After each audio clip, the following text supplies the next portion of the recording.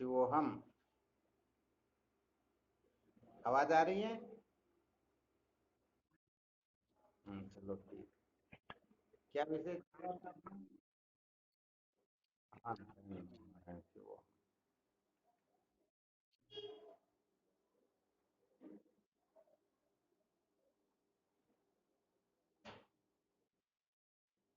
तो अपना विषय चल रहा था, अनात्म पदार्थों को बनाए रखकर कभी भी सत्य का साक्षात्कार नहीं किया जा सकता। हम जितना जितना अनात्म पदार्थों को महत्व देंगे, समझो हम उतना ही पतन की ओर जाएंगे। बिल्कुल पक्का है या नहीं है? तो यहाँ पर ये बहुत बड़ा सूत्र समझ लीजिए इसे। विशेष रूप से इसका खूब मंथन करना चाहिए। अनात्म प्रपंच को, जो वास्तव में न तो श्रुति से सिद्ध होता है, न युक्ति से सिद्ध होता है, न अनुभव से सिद्ध होता है, वही वस्तु जीव मात्र के सिर पर बैठ करके सबको नचा रही है। तो ये अनात्म प्रपंच वास्तव में इनकी सत्ता है ही नहीं, फिर भी हम इनको बनाए रखकर सत्य का जो साक्षात्कार करना चाहते हैं, उसके मूल में भी इनको हम बिगड़ना नहीं देना चाहते। जो साधक इस जगह पर सबसे अधिक विचार करेगा, समझो सचमुच में वह यथार्थ बोध निश्चित रूप से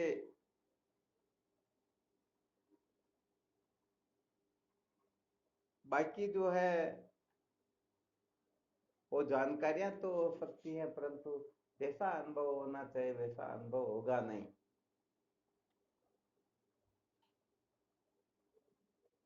अच्छा, साधक सबसे अधिक इस जगह पर क्यों अटकते हैं, क्या कारण है? एक दिन बताया था आपको, संसार में अधिकतर जो है लोग चारवाकी विचारधारा के होते हैं। किस विचारधारा के? बिल्कुल ठीक बात है। चारवाकी विचारधारा से क्या तात्पर्य है?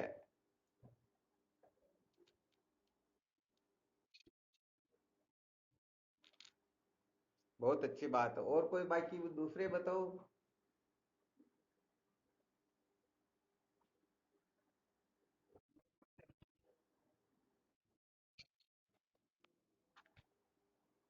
वैसे देखा जाए तो महत्व तो इस संसार में करीब करीब जो चारवाकी विचारधारा के नहीं है वो भी दे रहे हैं। अच्छी तरह से थोड़ा मंथन करना अपने को, ठीक है ना? भाई, संसार के पदार्थों को जैसे भूख लग रही है तो भोजन को तो महत्व दे ही रहे हैं ना। इसी प्रकार से प्रत्येक क्रियाकलाप में देख सकते हैं।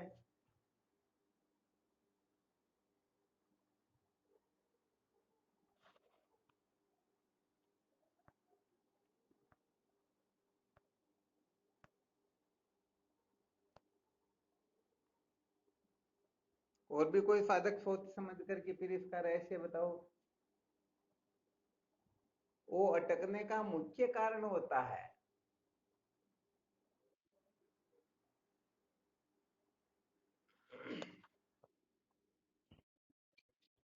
हाँ शिव, हम बोलो।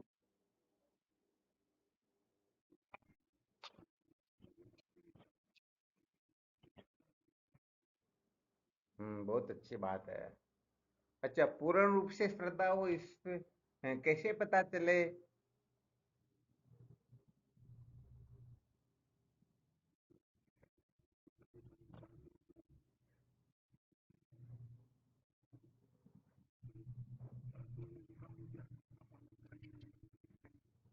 बहुत अच्छी बात है।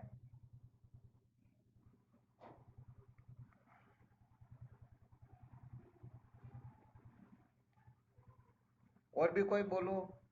अच्छा, आपने जो बताया ना, ये तो बहुत अच्छी बात बताई। इस जगह पर क्या होता है, बहुत सारे साधक संत महात्माओं को महत्व देते हैं, परंतु तात्पर्य यहाँ पर यह होता है कि एक तो ये होता है और एक भी होता है। बहुत अच्छी तरह से ध्यान देकर के सुनना। लोग ये और बी के भेद को समझते ही नहीं है। हाँ बिल्कुल ठीक है, जब संत महात्मा मिलते हैं तब वो संत महात्मा को महत्व दे देते होंगे, जब वो शास्त्रों का अध्ययन करते हैं तब शास्त्रों को महत्व दे देते होंगे, परंतु इसके अलावा भी वो बहुत सारी वस्तुओं को महत्व देते हैं। पिक्चर देखने गए तो पिक्चर को महत्व दे दिया, मौज मस्ती मनोरंजन करने को मिल गया तो उनको महत्व दे दिया। तो क्या वास्तव में वह श्रद्धावान आदि है क्या?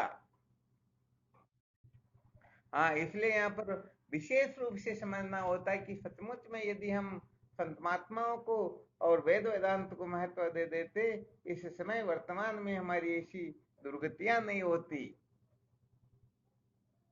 तो वास्तव में जो महत्व देना होता है, अपने मन बुद्धि को महत्व नहीं देना, यही वास्तव में उनको महत्व देना होता है। अपनी मान्यताओं को और अपनी जानकारियों के टोकरे को जो सिर पर रख करके विचरण करते हैं, सचमुच में उनके हृदय में कभी भी सच्ची श्रद्धा जागृत होती ही नहीं। ध्यान देना अच्छी तरह से। इसलिए थोड़ी थोड़ी देर के लिए नाटकबाजी का काम तो बहुत सारे लोग संसार में कर लेते हैं, परंतु सचमुच में श्रद्धावान वही समझा जाएगा जो 8 प्रकार के मदों से विनिर्मुक्त हो जाएगा, 6 प्रकार के भ्रमों से छूट जाएगा, स्थूल सूक्ष्म कारण में महत्व बुद्धि नहीं रखेगा, पंचकोश से ऊपर उठने की चेष्टा करेगा, अथवा पंचकोश को जो असार और झूठा जान करके इनसे छूटने की तड़पन 24 घंटे रखेगा, वही सचमुच में श्रद्धावान हो सकता है। ये बाकी के लोग तो सच्ची बात कहे तो नाटक करते हैं। क्या करते हैं? हाँ बिल्कुल सत्य बात। जैसे अरे क्या बताएं, एक वेश्या जो होती है ना, उनके पास में जितने भी ग्राहक आते हैं उनको यही कहती है, इस संसार में आपके सिवाय और मेरा कोई है ही नहीं। जो भी आता सबको यही कहती हैं। अब बताओ, एक साथ 5-15 मिल जाए तो बताओ किसको कहेगी कि हाँ सचमुच में इस संसार में आपके सिवाय मेरा कोई है ही नहीं। तो हम क्या करते हैं, जब गुरु जी के पास जाते हैं, संतों के पास जाते हैं, सत्संग में बैठते हैं, तब वैसे इस भाव से भावित रहते हैं, और बाकी के समय में जिनके पास में जाते वैसे वैसे हम हो जाते हैं। यही कारण होता है कि हम सचमुच में सच्ची श्रद्धा से युक्त नहीं हो पाते, और जो सच्ची श्रद्धा से युक्त नहीं हो पाता वह विद्या के बंधन से छुटकारा भी प्राप्त कर नहीं सकता। ठीक है ना पुफालाल जी? हाँ, आपने जो बताया तो बहुत अच्छी बात थी, परंतु ये वेदांत विचार थोड़ा अधिकतर अपने को ध्यान रखना है कि अपने को निषेधात्मक विचार ज्यादा करना है। गुरुदेव की प्रति श्रद्धा है या नहीं, इसको छोड़ करके अपने को ये देखना है कि गुरुदेव के सिवाय, ज्ञान के सिवाय, परम सत्य के सिवाय कहीं हम कचरे को महत्व देकर के पागल तो नहीं हो रहे हैं। यदि हो रहे हैं तो सच्ची बात यह है कि गुरुदेव में श्रद्धा है ही नहीं। जिस दिन सचमुच में श्रद्धा जागृत हो जाएगी, उस दिन ज्ञान व गुरुदेव के सिवाय किसी में महत्व बुद्धि रहेगी ही नहीं। ये बात यदि समझ में आए तब समझो सचमुच में हम श्रद्धावान हैं, सचमुच में हम साधक है। वरना सच्ची बात ये मौज मस्ती मनोरंजन हो रहा है, इसके सिवाय और कुछ भी नहीं। आ गया समझ में? हाँ, इसका खूब मंथन करना चाहिए। क्या होता है कि हम वो गंगा गए गंगा दास, यमुना गए यमुना दास हो जाते हैं। यदि कोई गंगा जी के किनारे पहुंचकर वहां यमुना माता की जय बोले तो बताओ, अरे वहां पर तो सब गंगा माता के भक्त वही तो आएंगे, और यमुना माता के भक्त को पैसे क्यों देंगे? और कोई गंगा माता का भक्त यमुना जी के किनारे जाकर के गंगे माता की जय बोले तो फिर वो वहां पैसे क्यों देंगे? वो तो यमुना के भक्त है। तो हम क्या करते हैं, संसार के अंतर्गत जाते हैं तो संसार के व्यक्तियों को, वस्तुओं को, पदार्थों को बस हम इनके ऐसे समर्पित हो जाते हैं, उनको भी निश्चय होता है कि वास्तव में हमारे सिवाय इनका कोई है ही नहीं। यदि हम इनको नकार दे, निकाल दे, या इनको अपने से दूर कर दे तो ये जी नहीं पाएंगे।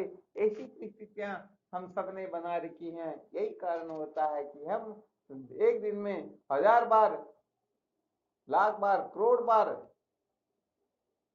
मैं बेस्ट, आप में ही मेरी श्रद्धा, आप में ही मेरी श्रद्धा, कभी धन में होगी, कभी पद प्रतिष्ठा में होगी, कभी नाते रिश्तेदारों में होगी, कभी संबंधियों में होगी, कभी शरीर में होगी, कभी इंद्रियों में होगी, कभी मन बुद्धि में होगी। पता नहीं कहाँ कहाँ पर कल्पना कर करके ये कुछ का कुछ करते ही रहते हैं। और वास्तविक बात यह है कि श्रद्धावान लभते ज्ञानम।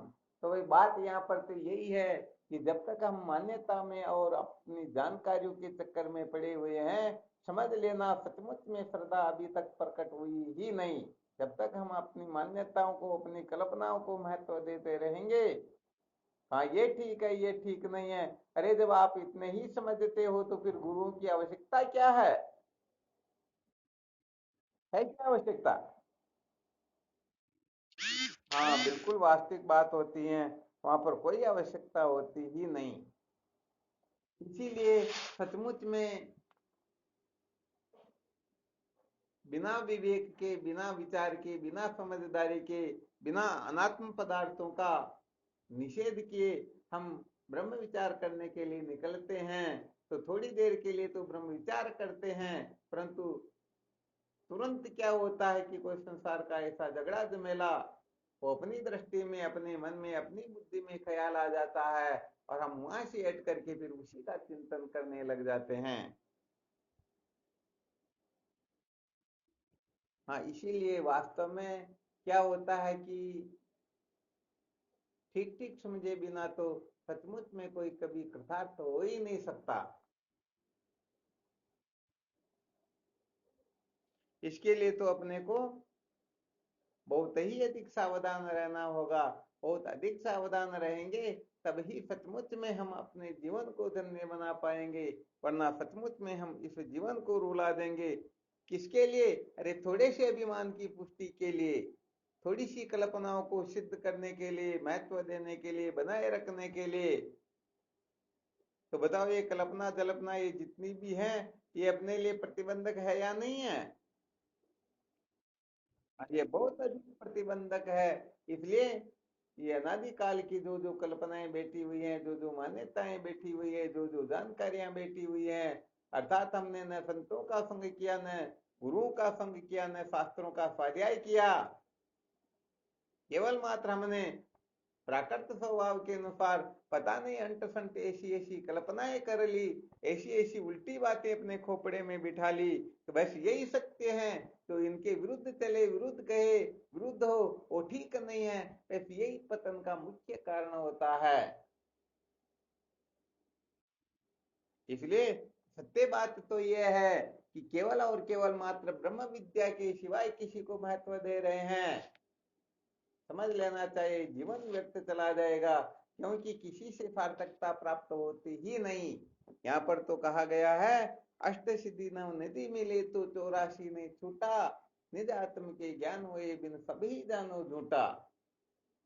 ये 8 सिद्धि नव निधि मिल जाए फिर भी कहने का मतलब विद्या के बंधन से छुटकारा प्राप्त नहीं होता है। कोई कल्प कल्पांतर तक की समाधि लगा ले फिर भी कहने का मतलब विद्या के बंधन से छुटकारा प्राप्त होने वाला है ही नहीं। इसीलिए तो अष्टावक्र जी महाराज ने कह दिया, अयमे वही ते बंध समाधि मनु तिष्ठसि। कहने का मतलब मैं समाधि सिद्ध कर लूं फिर मुझे परमात्मा तत्व का साक्षात्कार होगा, इससे बड़ी कोई मूर्खता होती ही नहीं। अरे भगवत तत्व की प्राप्ति क्रिया से, करने धरने से होती नहीं है। ये करने धरने से तो जो वस्तु अप्राप्त है उसकी प्राप्ति हो सकती है, जो वस्तु अभी वर्तमान में नहीं है उस वस्तु को उत्पन्न आदि किया जा सकता है। परमात्मा नित्य प्राप्त है। अरे आत्मा का नाम परमात्मा होता है, वो नित्य प्राप्त होने से, करने धरने से प्राप्त नहीं होता, बल्कि लोग इस रहस्य को समझ नहीं पाते। इसलिए ये क्रिया चेष्टाओं में बेचारे ऐसे उलझे रहते हैं, ये छोटी छोटी बातों में कहने का मतलब बावड़े हो जाते, सोचते कि बस बस हमारा जीवन धन्य हो गया, परंतु सचमुच में अविद्या के बंधन से छुटकारा प्राप्त किए बिना कभी भी कोई कृतार्थ हो सकता ही नहीं। ये वेदांत का बेरी घोष है, ये वेद भगवान का डिम्बा है। हाँ, इसलिए भरोसे नहीं रहना चाहिए कि हमारा जीवन धन्य हो जाएगा। ऐसे तो सचमुच में कभी भी जीवन धन्य हो सकता ही नहीं। क्योंकि देखो होता क्या है कि हम सचमुच में जो परमाणु मूर्धन्य या समस्त परमाणु का जो सिरताज वेद भगवान है, वेद भगवान के अनुसार, उनके कथनानुसार, उनके सिद्धांतानुसार हम विचार नहीं करते हैं, आप मनमानी करने लगते हैं, इसीलिए तो हम भटक जाते हैं।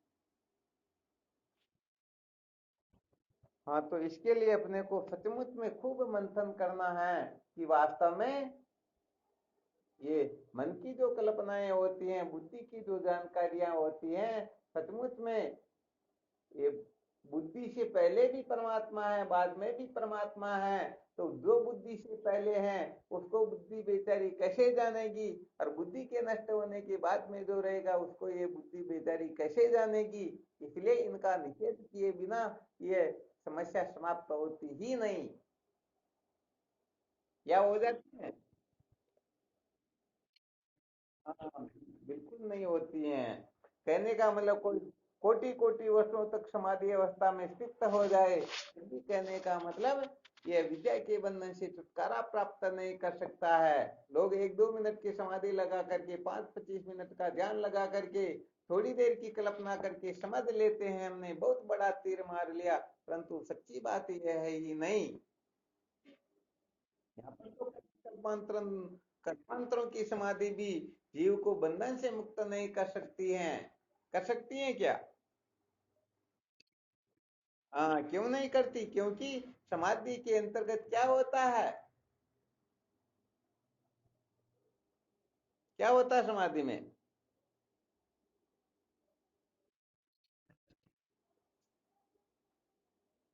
क्या नहीं रहता?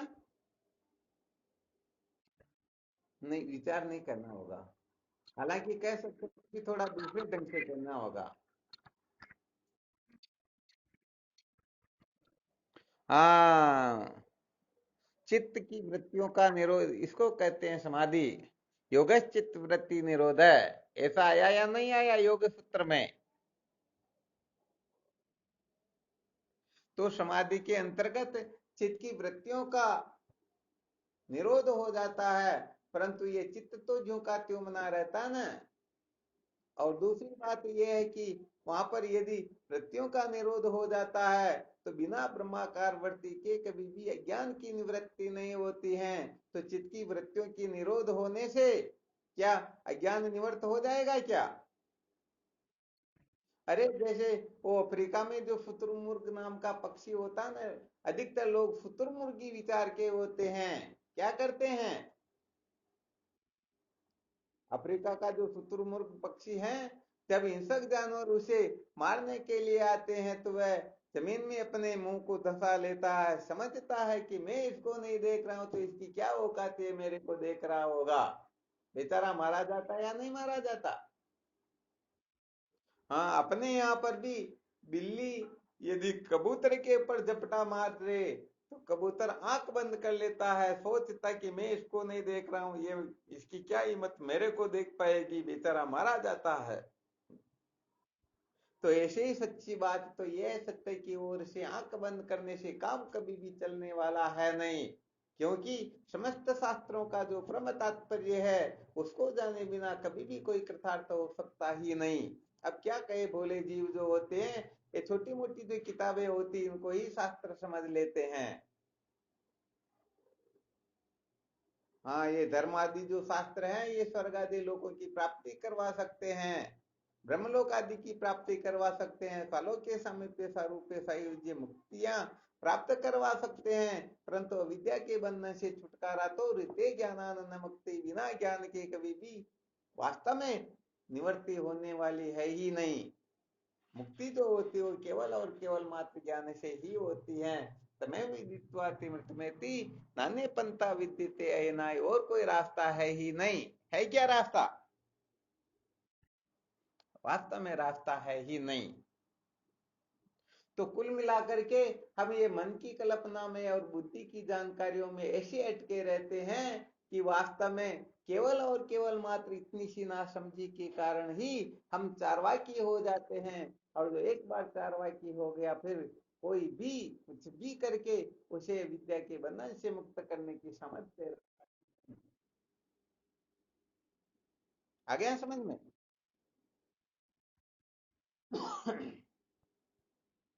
अब बताइए, चारवाकी क्या तात्पर्य चारवाकी से? हम चारवाकी है या नहीं इसके बारे में उस दिन मंथन करवाया भी था, फिर भी थोड़ा और संकेत करते हैं। क्या होता है कि छोटा सा, क्या बोलते हैं, कुआ जो खोदते ना, छोटा सा भी पर्दा रह जाए तो भी पानी आता है क्या? थोड़ा सा पर्दा रहे तो भी। हाँ, तो थोड़ी सी नासमझी भी अपने को भटका देती है। इसलिए सबसे पहले कहना केवल इतना ही चाहते हैं कि ये चारवाई की जो विचारधारा है, इसको सबसे पहले अच्छी तरह से जलाकर भस्म कर देना चाहिए। यदि हम यहाँ पर विजय प्राप्त कर लेंगे, यहाँ पर बात समझ में आ जाएगी, तो फिर आगे हम कहीं पर अटकेंगे नहीं।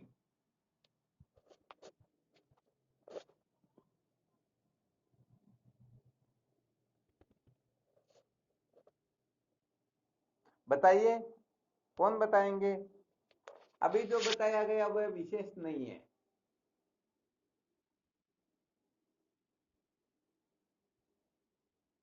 क्योंकि इसको महत्व तो संसार के करीब करीब सभी प्राणी देते हैं। इनको केवल महत्व देने से ही हम चारवाकी नहीं हो जाएंगे। एक बहुत बड़ा रहस्य बताने जा रहे हैं, बस वो रहस्य आ जाए तब समझो अब बात कुछ और हुई। हो सकता है आप में से कोई साधक बता भी सकते हैं, ऐसी कोई बड़ी भारी बात तो है नहीं।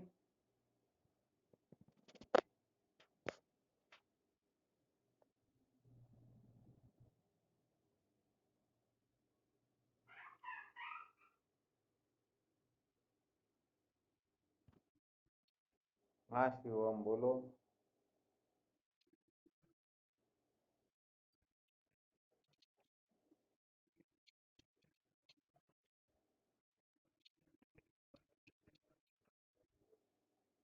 तो भी चारवाकी नहीं, कर्म धन भोग को महत्व देने वाला भी चारवाकी नहीं होता है। दूसरों में कमियां देख रहा वो भी चारवाकी नहीं है। और तीसरा क्या बताया? परमात्मा के सिवाय किसी को महत्व दे तो भी चारवाकी नहीं है।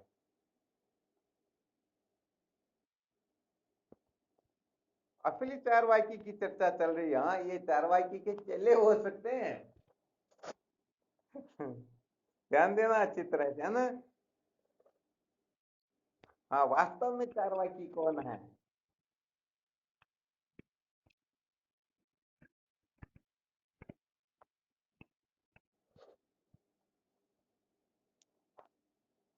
चलो फिर भी मोहनानंद जी महाराज ने पुरुषार्थ तो किया, चलो शूरवीरता तो प्रकट की कुछ न कुछ बताने की। हाँ शिवम बोलिए, बहुत अच्छी बात है। अब की बार विष्णुपुरी जी।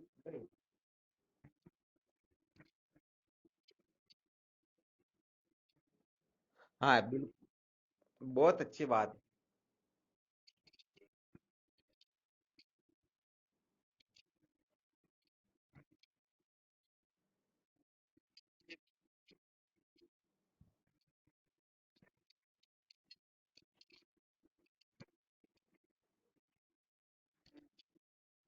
क्या बात, बहुत बहुत धन्यवाद है। देखो, वास्तव में जो सुना उसका वास्तविक सार समझ समझ में आया विष्णुपुरी जी महाराज के। तो देखो, होता क्या है कि साधकों को इसीलिए तो बार बार अलर्ट करते हैं कि अलर्ट हो जाओ वरना बहुत ज्यादा बात बिगड़ जाएगी। यहाँ पर असली रहस्य ये है कि संसार के पदार्थों को महत्व देने वाला चार्वाकी नहीं है, बल्कि संसार के पदार्थों के सिवाय और कोई वस्तु है ही नहीं। या ऐसा समझो, उसको ही परम सत्य समझ ले। संसार के भोग पदार्थों को सुख रूप आनंद रूप समझ करके उसके पीछे पागल हो, और वही परम अवधि है। इसके आगे कुछ होता ही नहीं। दूसरी ओर से आंख बंद कर ले, उसका नाम होता है चारवाकी। अभी दृष्टांत भी तो दिया था, दो दृष्टांत। संसार के जो पदार्थ है, शब्द स्पर्श रूप रसगंध, कुछ भी क्यों न हो, इनको प्राप्त करने के लिए मनुष्य जन्म मिला, इसको प्राप्त करना ही मेरे जीवन का उद्देश्य है। इसको प्राप्त कर लूंगा तो फिर मुझे कुछ प्राप्त करना शेष रहेगा नहीं। आ गया समझ में? हाँ, यदि किसी को नहीं आया हो तो अच्छी तरह से और शंका करके समझ सकते हैं। इसलिए भले कोई ईश्वर के सिवाय किसी को महत्व देता हो, कोई किसी की निंदा करता हो, भले संसार के भोग पदार्थों में लगा हुआ हो, वह भी एक न एक दिन निश्चित रूप से सत्य का साक्षात्कार कर लेगा। परंतु अंतिम सत्य यही है, इनके सिवाय और कोई है ही नहीं। इसको कहते हैं चारवाकी विचारधारा। शायद थोड़ा बहुत समझ में आया होगा या पूरा आ गया? हाँ। अच्छा, ऐसा जो वर्णन किया इसे क्या सिद्ध होता है?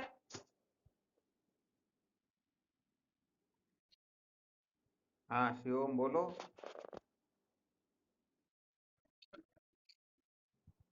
हाँ, नहीं वह तो विषय बिल्कुल ही अलग रह गया। ये और भी तो श्रद्धा के बारे में बताया था। हम कहने का मतलब पता नहीं किस किस को महत्व देते रहते हैं, तो ये कुल मिलाकर के भी हुआ, ये नहीं हुआ। जैसे मीरा भाई ने कहा ना, मेरे तो गिरधर गोपाल, तो यहाँ तक मीरा के गिरधर गोपाल है, तो इसके साथ में उनके माता पिता भाई बंधु कुटुंब परिवार पति वो सास ससुर वो पता नहीं संसार में अनेक अनेक अनेक जो संबंध है, उनके साथ में गिरधर गोपाल भी है।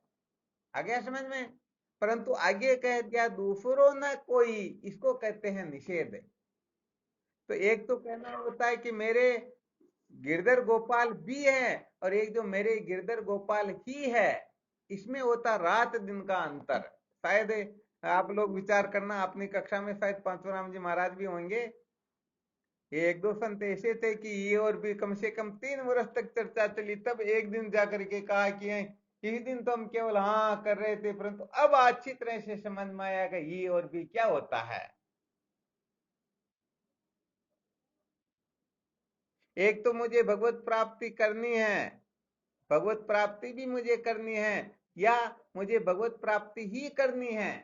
तो भगवत प्राप्ति भी करनी, इस जगह पर हजारों लाखों करोड़ों काम उसे और करने हैं। उसके अंतर्गत ये भी एक प्रकार की वो कल्पना संजो करके बैठे हुए हैं, यदि नंबर आया तो कर लेंगे, नहीं तो इतनी आवश्यकता है नहीं। और मुझे भगवत प्राप्ति ही करनी है, इस जगह पर उसके सिवाय उसके जीवन का कोई लक्ष्य है ही नहीं। आया थोड़ा बहुत समझ में?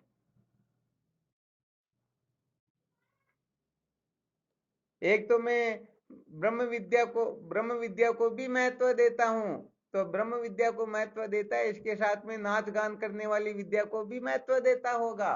परंतु जब कह दिया जाता है मैं ब्रह्म विद्या को ही महत्व देता हूं, इस जगह पर समस्त विद्याओं का निषेध हो गया, समस्त कचरे उसके दिमाग से निकल गए। मैं गुरुदेव को भी मानता हूं और गुरुदेव को ही मानता हूं, रात दिन का अंतर होता है। मैं ज्ञान को भी महत्व देता हूं और मैं ज्ञान को ही महत्व देता हूं, बहुत बड़ा रात दिन का अंतर होता है। तो जब तक हम इस ही में स्थित नहीं होंगे, तब तक सच्ची बात हम भटकते रहेंगे। यदि ये और भी किसी को समझ में नहीं आ रहा हो तो और प्रश्न कर सकते हैं। अपना वो चारवाकी विचारधारा वाला वो तो अलग से रह गया। ये तो पुफालाल जी महाराज ने बताया ना कि भाई गुरुदेव के प्रति जो श्रद्धा होती है, श्रद्धा के बारे में जो जो सूत्र बताए, उसके लिए कहा गया भाई गुरुदेव के प्रति श्रद्धा है तो जब जाएंगे गुरुदेव के निकट तो कह देंगे बस गुरुदेव आपके सिवाय मेरा कोई है नहीं। परंतु जब घर जाएंगे तब कौन कोई गुरु को कहेंगे, कोई भाई भतीजे को कहेंगे, कोई धन दौलत को, कोई पद प्रतिष्ठा को, पता नहीं किस किस को कहेंगे। आ गया समझ में? इसलिए ये ई और बी का थोड़ा अंतर बताया आप लोगों को, थोड़ा इसका दिग्दर्शन करवाया। ये ई और बी अच्छी तरह से अपने को समझ लेना, फिर निश्चय करके देखो मुझे सचमुच में अविद्या के बंधन से मुक्त होना है। एक तो मुक्त ही होना है या मुक्त भी होना है। मुझे सत्संग में भी जाना है और मुझे सत्संग में जाना ही जाना है। अंतर है या नहीं है? हाँ, मुझे सत्संग में भी जाना, वो घर से निकल जाएगा तो पता नहीं किसी बेइस के वहां चला जाएगा, परंतु सत्संग में तो शायद पहुंचेगा, क्योंकि अभी तक उसका लक्ष्य स्थिर नहीं है। पक्का? हाँ, इसके बारे में तो समस्त साधकों को खूब मंथन करना है। जो जितना मंथन करेगा और निर्णय पर पहुंचेगा, वह उतनी उच्च कक्षा का साधक होगा।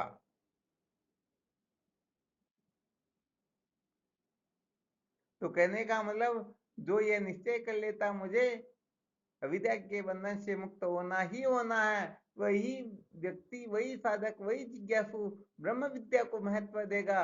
बाकी ब्रह्म विद्या को महत्व क्यों देंगे? हाँ, वैसे देखा जाए तो ये अपने जो साधन बताए ना, जीवन को सार्थक करने के लिए, विद्या के बंधन से मुक्त होने के लिए, सत्य के साक्षात्कार के लिए, सदा सदा के लिए परमात्मा तत्व की प्राप्ति के लिए, वो जो सूत्र बताए, साधन जो बताए गए हैं, वो परंपरागत साधन भी होते हैं, बहिरंग साधन भी होते हैं, अंतरंग साधन भी होते हैं, साक्षात साधन भी होता है। तो ये धर्म उपासना योग जो होते हैं, ये कहने का मतलब परंपरागत साधन होते हैं। परंपरागत साधन का मतलब होता है बहुत दूर के साधन। आ गया समझ में? जैसे अपने पुत्र के मित्र का मित्र, बताओ कितनी दूरी का संबंध उनका। पुत्र के मित्र के मित्र से तो थोड़ा पुत्र का मित्र अधिक प्रिय होगा, और पुत्र के मित्र से पुत्र अधिक प्रिय होता है, और पुत्र से भी स्वयं स्वयं ज्यादा प्रिय होता है या नहीं होता? तो यहाँ पर भी कहने का मतलब, ये धर्म उपासना योग जो होते हैं, ये ब्रह्म विद्या के परंपरागत साधन होते हैं। विवेक वैराग्य फट संपत्ति मुक्ता, अर्थात साधन चतुष्टय, ये ब्रह्म विद्या के बहिरंग साधन होते हैं। श्रवण मनन निधिध्यासन, ये ब्रह्म विद्या के अंतरंग साधन होते हैं। और तत्वमशादी महावाक्य जन खंडार्थ दी, अर्थात ब्रह्माकार वर्ती विद्या निवृत्ति का साक्षात साधन होता है। अब लोग समझते ही नहीं, धर्म कर्म में उलझे हुए होते हैं, उनको भी समझ लेते रहे भाई ये भी मेरे लिए सब कुछ है। अरे उनको पता ही नहीं, धर्म कर्म में उलझे हुए। तो अचल राम जी महाराज कहते हैं ना, मोक्षार्थी पुरुष ही दुनिया में श्रेष्ठ नर है, धर्म अर्थ काम वाले पशु के समान चर है। बताया या नहीं बताया? हाँ, तो कुल मिलाकर के जो समझता है कि मैं धर्म से, उपासना से, योग से जन्म मरण के बंधन से छुटकारा प्राप्त कर लूंगा, तो समझ लेना चाहिए जन्म मरण के बंधन से छुटकारे के लिए अभी वह भी का प्रयोग कर रहा, अभी ही का प्रयोग नहीं कर रहा। वास्तव में अभी वह जन्म मरण के बंधन से मुक्त नहीं होना चाहता, वह तो स्वर्ग आदि में जाकर के मौज मस्ती मनोरंजन करना चाहता है। आ गया समझ में? हाँ, ये थोड़ी विशेष बात है।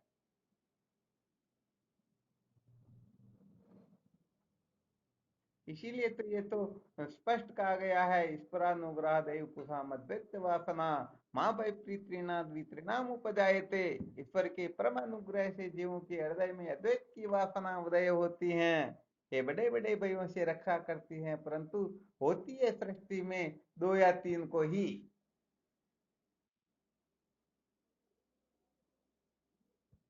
तो भाई यहाँ पर तो स्पष्ट बात यह होती है कि योग करे तप त्याग महाजप, मौन जटा तन खेह रमाई, ज्ञान समाधि सदा अठ पूजत, राम रटे नित प्रीत लगाई, आत्म ज्ञान समान नहीं सुख बात कहूँ निज रेस लखाई, चोरण जीतन वो बराबर वाद वदे नर को पचिताई।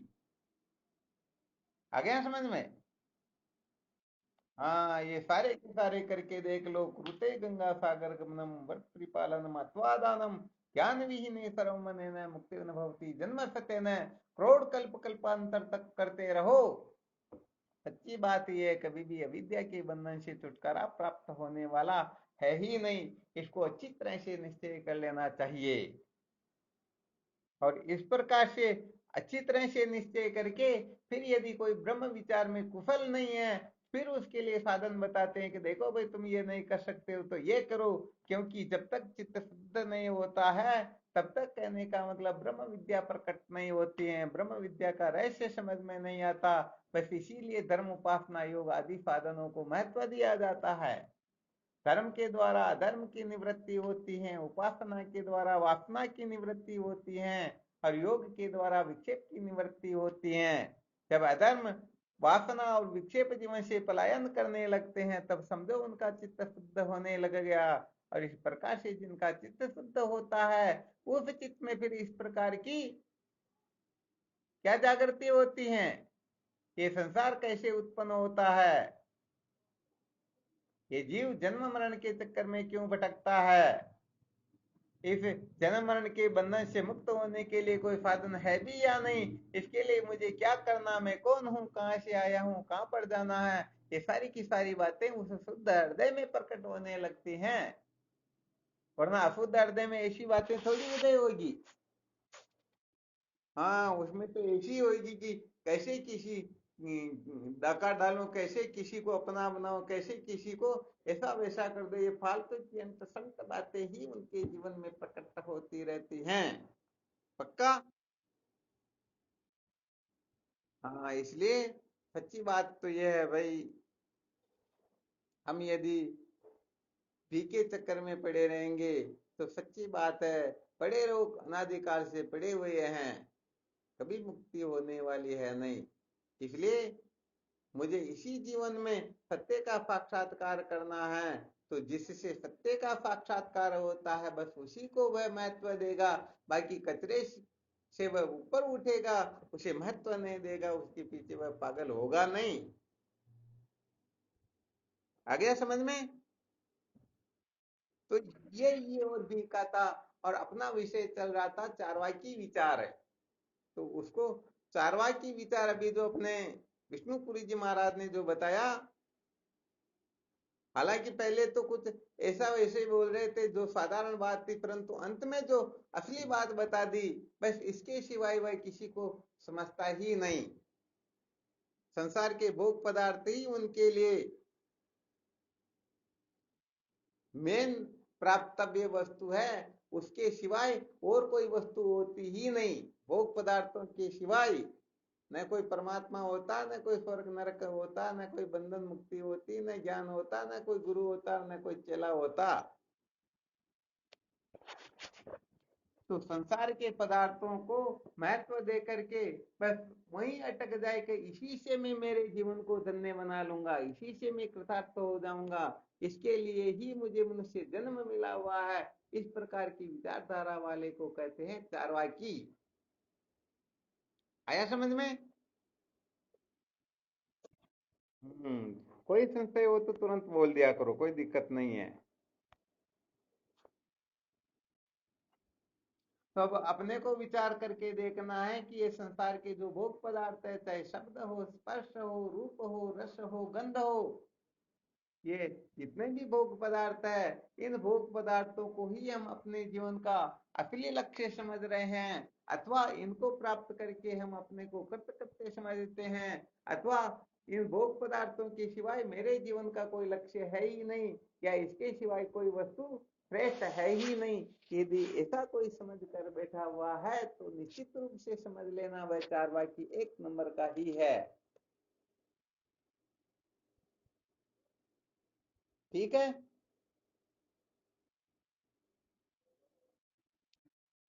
तो ये सुना है, इसका क्या करना है अपने को?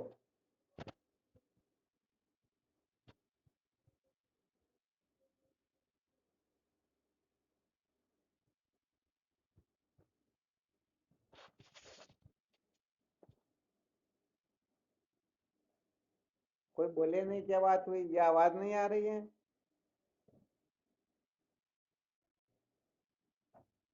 हाँ, अपने को इसका मंथन करना है। हाँ शिव, कुल मिलाकर बात यहाँ पर यह है कि ऐसा नहीं करना कि अपने को वह तो देखे कि वह चारवाकी है या नहीं, और वह देखे वह चारवाकी है या नहीं है।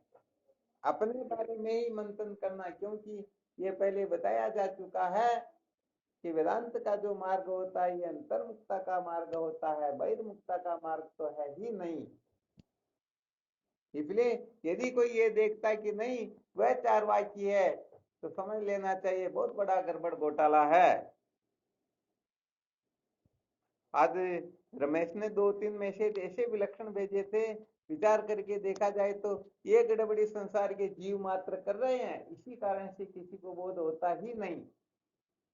तो उसका सार आपको बता रहे हैं कि इस संसार में खुद को छोड़ करके सबको चारवाकी समझते हैं, सब में कमी देख लेते परंतु अपने में कमी नहीं देख लेते, सब अज्ञानी है, मूर्ख है, ऐसे हैं वैसे हैं, परंतु मैं तो साक्षात परमात्मा हूँ और बाकी सब भटके हुए जीव हैं।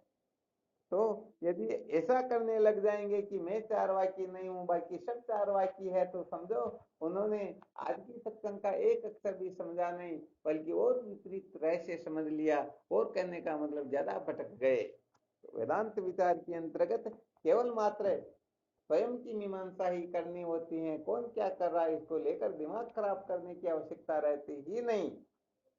और यदि ऐसा कोई कर रहा है तो समझ लेना चाहिए अभी वह बहुत भटका हुआ है।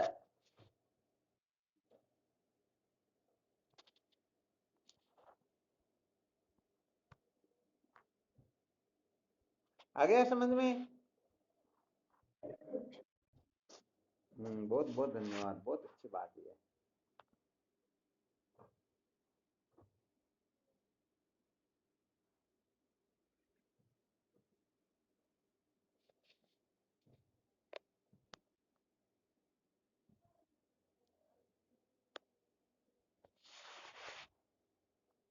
इसीलिए वेदांत विचार जो है ये निषेध की पद्धति के द्वारा जो विचार किया जाता है तो हमें तुरंत जीवन मुक्त, ऐसा नहीं कि 2-5 कल्पांतर वो लग जाएंगे।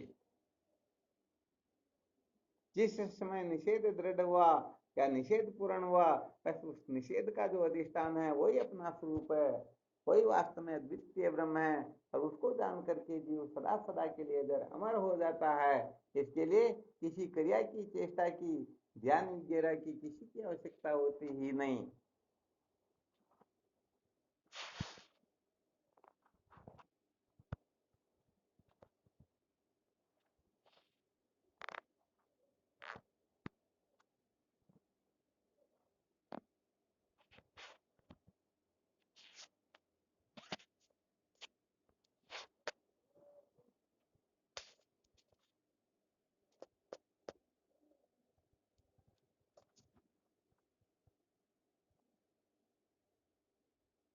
और कोई कुछ बोलना चाहे तो?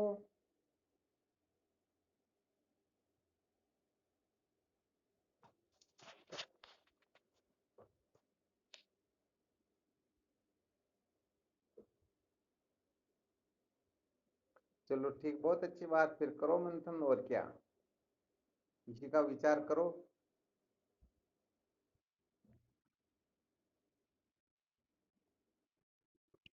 हाँ, नमो नारायण शिवोम। कुल मिलाकर के मैं चारवाकी हूँ या नहीं हूँ, इसका खूब मंथन करके अपने को विश्लेषण करना है।